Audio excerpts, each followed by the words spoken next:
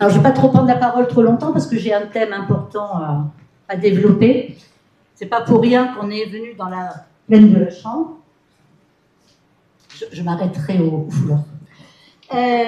C'est parce qu'il est le cœur d'une grosse polémique et je dirais d'un gros scandale. Voilà. Donc, quand je me suis engagée pour tenter de prendre la ville de Fontainebleau, c'était justement sur ce thème majeur pour moi, qui est l'urbanisation à outrance. Cette urbanisation qui en plus ne s'intègre pas forcément, parce que quand on va à Clément-Matry, on s'aperçoit qu'on n'est pas vraiment à Fontainebleau, qu'on n'est plus vraiment à Fontainebleau, la Gorse.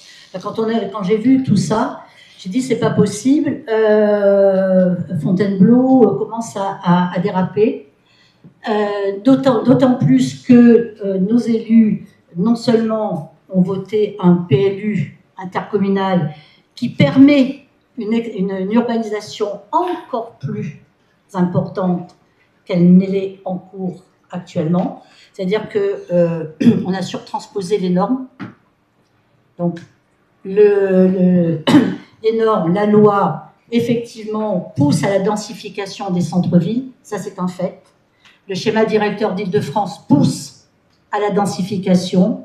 Les PLU doivent se conformer aux normes supérieures, c'est vrai, mais on n'est pas obligé de les surtransposer, vous voyez. C'est comme la France quand elle surtranspose des directives européennes.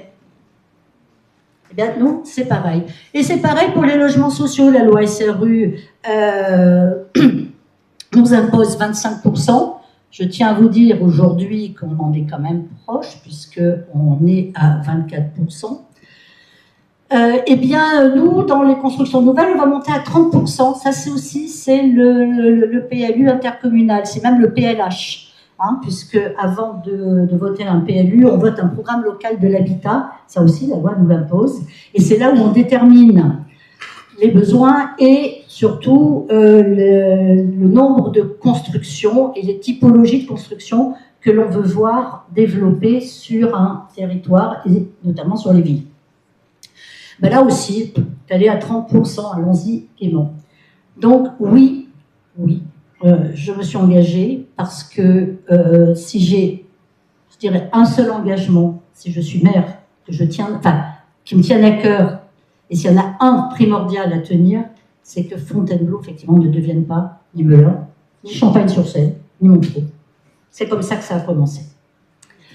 Alors, plaine de la Chambre, on est en plein au cœur du sujet, parce que les foyers de Seine-et-Marne, eh bien, sont très contents de cette densification, qui est même bien acceptée par la municipalité. Et donc, c'est dit, il y a tout un secteur, un petit peu, où on voit de l'herbe, des petits jardins, du stationnement même. Eh bien, on va dire que ces petites maisons sont humides, ne sont plus aux normes, et surtout, sont des passoires thermiques. Comme ça, on va faire un programme de démolition et de reconstruction. Et bien sûr, la reconstruction, ce ne sont pas des petites maisons, sera un programme immobilier en hauteur, avec une densification au maximum. Bon, ces petites maisons ne sont pas des passoires thermiques. Je rappelle que la loi classe en passoires thermiques les catégories F et G. Donc, il y a eu un collectif qui s'est monté, une résistance qui s'est faite, et Dieu merci. Et certains locataires ont payé eux-mêmes leur DPE pour démontrer que leur maison n'était pas des passoires thermiques. Et effectivement, on a des DPE, on les a en main, qui sont classées, les maisons qui sont classées en D ou en E. Donc, sortons carrément de la catégorie. Alors, pourquoi vouloir démolir et densifier ? D'abord parce que c'est une question d'argent. C'est une question de profit. Ces petites maisons sont des maisons anciennes, donc financées sur les anciennes lignes du financement du logement social. Donc, avec des loyers bas. Aujourd'hui, les financements du logement social sont beaucoup plus forts en termes de loyer. Donc déjà, si on peut récupérer un peu plus d'argent, on reconstruit, on ne construit plus en PLA, on construit en PL en plus, et on aura des loyers bien plus importants. Ça, c'est une première raison. Et c'est d'autant pas, je dirais, des passoires thermiques, c'est que les DPE qu'ils sont réalisés, que les foyers de Seine-et-Marne, le groupe Arcade, puisqu'ils sont mariés avec le groupe Arcade, les DPE ne comprennent pas la toiture. Et pour cause. Parce que les ingénieurs thermiciens ne sont pas allés sous les combles.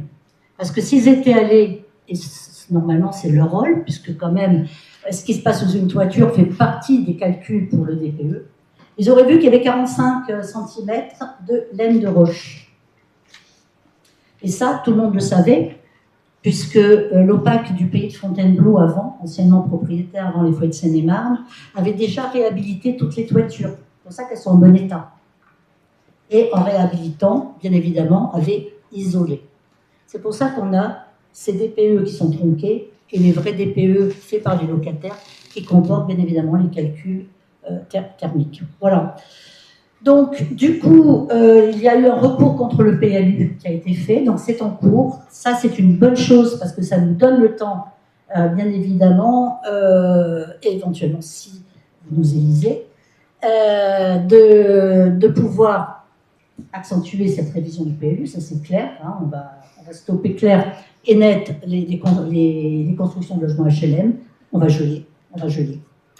Et on va demander la révision du PLU et voir la révision du PLH à la communauté d'agglomération. On est suivi en cela par quand même certaines communes hein, qui sont impactées, donc Bois-le-Roi qui demande la même chose, et Rissy qui demande la même chose, et on a des petites communes, Sud Seine-et-Marne, rurales dans la communauté d'agglomération, qui nous suivent, hein, parce qu'ils savent très bien qu'à un moment donné, ça risque de s'étendre. Voilà. Donc ce projet, pour moi, ne se fera pas, et on s'attachera à ce qu'il ne se fasse pas.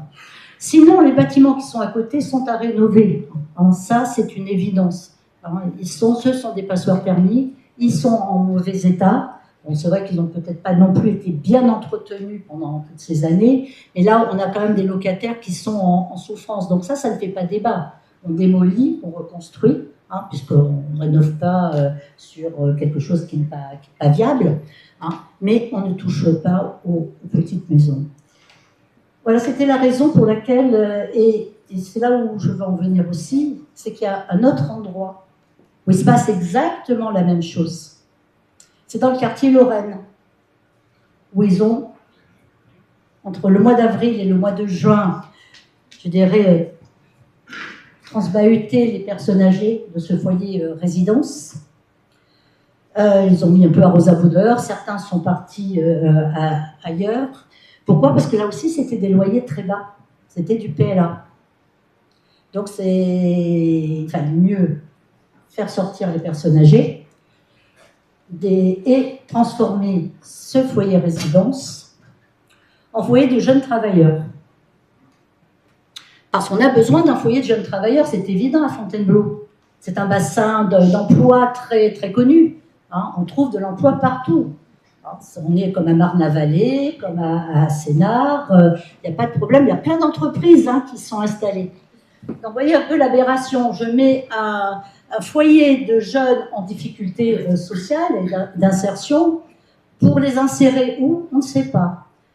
Alors si on leur trouve des stages ou effectivement des emplois ailleurs, ben on va les mettre sur la gare, sur le quai de gare. Ben, le quai de gare, il est déjà un peu encombré, hein, et la ligne R, elle est déjà bien saturée. Donc ça n'a pas de sens. Ce projet n'a pas de sens. Si ce n'est effectivement peut-être répondre à des demandes de l'État, à des demandes du département, parce que dans les FJT, dans les foyers de jeunes travailleurs, donc FJT, il faut dire aussi que principalement, en grande partie, vu que le mode de financement fait que l'État et le département et la région sont une partie prenante, et le département, c'est tout ce qui concerne la protection de l'enfance. Et il faut faire sortir aujourd'hui des logements de la protection de l'enfance tous ces jeunes, et les jeunes qui sont arrivés il y a il y a 3-4 ans maintenant, de tout le monde entier, qui sont arrivés dans le département, et qu'il faut faire sortir, bien évidemment, de ces logements, puisqu'ils sont devenus majeurs. Voilà. Et il faut les insérer, ça c'est une évidence. Mais Fontainebleau n'est pas fait pour ça. Je ne vois, voilà, il faut en faire à Melun, il faut peut-être en faire en ville nouvelle. Bon, quand on constate quand même les chiffres de l'INSEE, le département de Seine-et-Marne est le plus doté en foyers de jeunes travailleurs. Donc déjà, on se pose la question de l'intérêt d'en créer un de plus, notamment que l'étude de PLH, justement, sur la communauté de communes pour Fontainebleau et pour le bassin de Fontainebleau, le pays de Fontainebleau, ce sont les personnes âgées qui représentent le poids le plus important et dont il convient effectivement de se préoccuper en termes d'aménagement, de logement et de parcours de vie. On vide une maison de personnes âgées pour mettre des jeunes en insertion. Chercher l'erreur.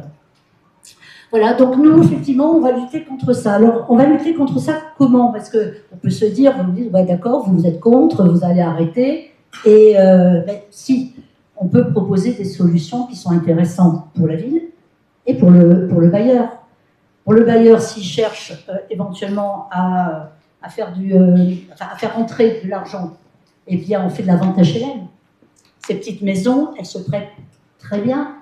Hein. La vente HLM, ça permet à des locataires HLM de pouvoir accéder à la propriété, faire un parcours résidentiel et en cela libérer eux-mêmes des logements qui vont être réattribués à des personnes rentrant dans les conditions d'attribution du logement social.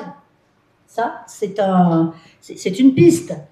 Il y a une deuxième piste pour les foyers de jeunes travailleurs, enfin pour les foyers Lorraine et aussi pour la commune de la Chambre, c'est qu'on a toute une catégorie de population qui est jeune ménage et qui a besoin de T2, T3, qui ne peuvent pas se loger en logement social parce que, vous savez, quand vous travaillez, vous n'êtes pas prioritaire, qui sont toujours dans les plafonds HLM et qui sont en haut du plafond, et qui ne peuvent pas se loger en secteur privé, sauf à se mettre un peu en difficulté à la fin du mois.